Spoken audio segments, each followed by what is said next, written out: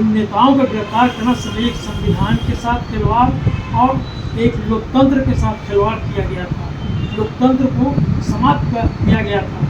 किसी के अंदर वो हिम्मत नहीं है कि संविधान के अंदर कोई परिवर्तन कर दे और कोई ऐसा इमरजेंसी लागू कर दें। ये नहीं, क्योंकि उसका रिजल्ट देख लिया लोगों ने कि जो विधान की सबसे बड़े रक्षक यदि हैं तो वो माननीय नरेंद्र मोदी सबसे बड़े रक्षक हैं। आज 25 जून को इमरजेंसी के 50 साल हो गए। बता दें कि 25 जून 1975 को आज की दिन इमरजेंसी घोषित की गई थी और ये 21 महीने तक चला था। बता दें कि प्रधानमंत्री नरेंद्र मोदी ने खुद इसका जिक्र किया और ये कहा था कि इस दिन लोगों के मौलिक अधिकार को निलंबित कर दिया गया था। अब इसी क्रम में हमारे साथ गंगा प्रसाद जी मौजूद हैं। इनसे बात करते हैं और पूछते हैं कि कैसा माहौल था उस समय। आप उस समय के चश्मदीद रहे, क्या कुछ था उस समय?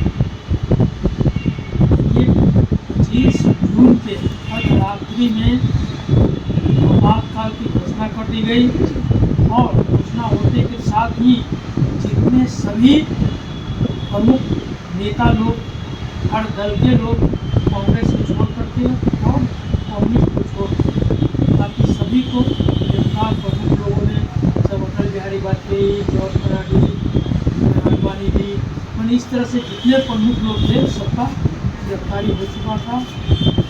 और अर्धरात्रि लोग को सोए थे कि क्या थे, सब जयप्रकाश बाबू सब लोग का हो चुका था। तो यह कहिए कि इस तरह का माहौल पूरे देश में बना था, जैसे भय का वातावरण, समाचार पत्रों को सेंसर कर दिया गया था। मैंने सरकार के विरुद्ध में कोई कुछ नहीं बोल सकता, इस तरह का माहौल बना दिया गया था। तो वैसी स्थिति में मैं खुद भोगी हूँ। काफ़ी गिरफ्तार करने का प्रयास किया, मैं गिरफ्तार नहीं हुए। तो उसके बाद हमारा कुर्सी मैंने जानवर से जानवर को खोल दिया, लोग बगल में बताया बैठे थे जैसे गाय रोड इस तरह से करके किया। तो हमने गिरफ्तारी दिया और गिरफ्तारी देने के बाद इससे बहुत जोर से कथा में बाढ़ आया था, बताया कि पेरोल पर आए। और उसके बाद ये हमारा घर जो था पूरा समझिए कि संघ, जनसंघ और आंदोलनकारी इन सबों के लिए अपना घर एक तरह से स्थान बन गया था। क्योंकि भारतीय जनसंघ का जो कार्यालय था उस पर ताला बंद लग गया था और कहा कि सही पर जो स्थिति बन गई थी, मैंने हर आम जनता के अंदर घबराहट, किस तरह घबराहट था कि पता नहीं क्या हो। तो उस माहौल में मैंने जो है यहाँ पर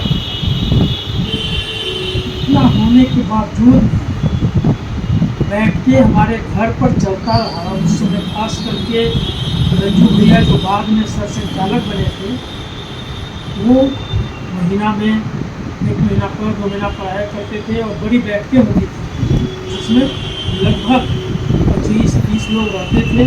और ये चर्चा का विषय रहता था कि आपातकाल में हम लोग का दायित्व है और कैसे आम जनता को जगा के रखें। इस तरह से आपातकाल के विरुद्ध में लोग माहौल और वातावरण बनाने का, कैसे बैठक में किस तरह से लोग आते थे उसका एक माहौल, कोई वहाँ से आए स्टेशन पर, वहाँ बताया जाता था, वहाँ से दूसरे इस तरह से स्थान करके बैठ के। तो ये कहा जाए कि उस माहौल में जबकि हमारी गिरफ्तारी हुई, उनकी जब्ती हुआ, तो परिवार के लोग विरोध कर सकते थे। ये सब होने के बावजूद फिर वही काम आप कर रहे हैं। हमारे पिताजी बुजुर्ग लगभग 95 वर्ष से, और उन्होंने विरोध कर सकते, लेकिन सबों का समर्थन रहा। खास करके पत्नी का समर्थन था, जो सभी लोगों का अकेले खाना बनाना बाहर से बुला नहीं सकते थे, तो सभी खाना बनाना, जलपान देना, ये सब घर बैठ के ये सब चला करता था। और उस समय आपको बता दें भावराव जी, माननीय भावराव जी वो आए थे और कैसे जेपी से मिलने का, जेपी पेरोल पर आए हुए थे और वो वहाँ चरखा आश्रम में वहाँ रहते थे। तो कैसे प्रोग्राम बना मिलने का, मृत्युंजय बाबू, राजेंद्र बाबू लड़का उनके घर पर बना और वहाँ पर उधर से जेपी आए, इधर से भावराव जी, और दोनों लगभग घंटा के बातचीत किए। फिर भावराव जी हमारे घर पर आए, जेपी के साथ गए।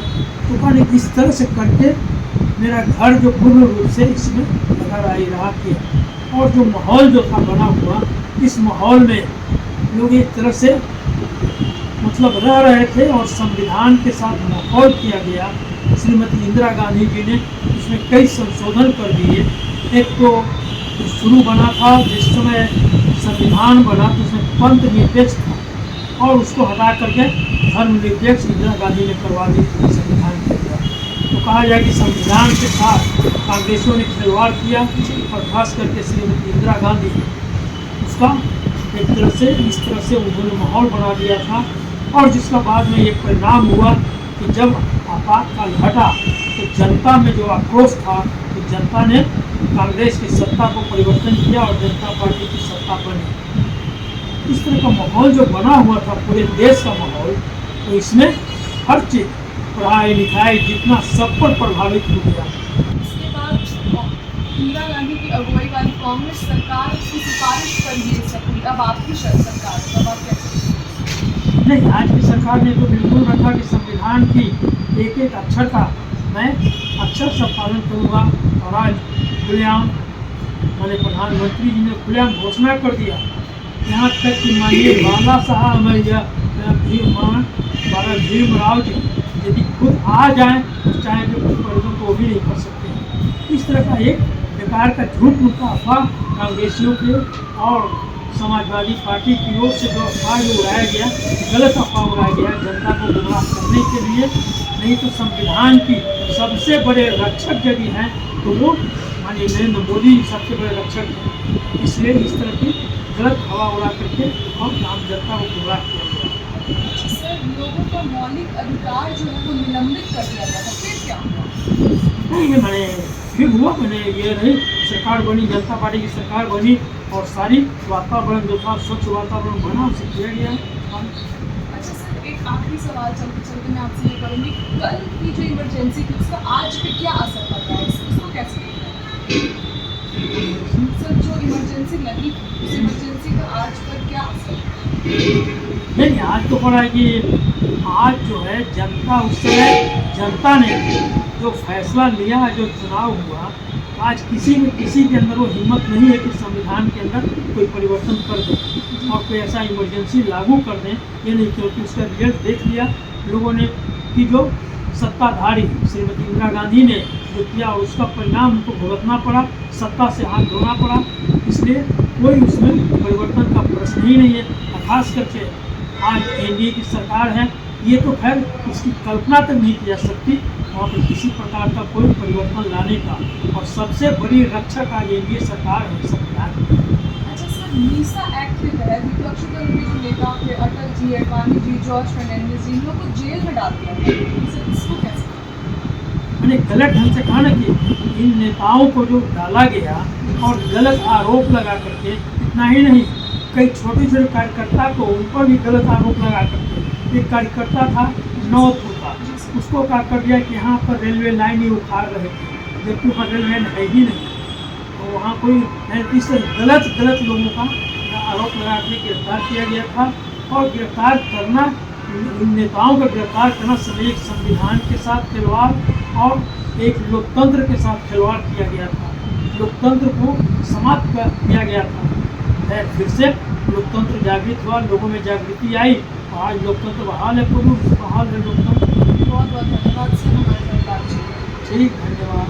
तो देखा आपने किस तरीके से गंगा चौरसिया जी ने हमारे साथ बातें की और किस तरीके से इमरजेंसी के दौर को एक बार फिर से इन्होंने याद दिलाया। और ये चश्मदीद गवाह थे उस समय के, तो इन्होंने इस पर हमारे से बात की। जो भी अपडेट हम आप तक पहुँचा रहे हैं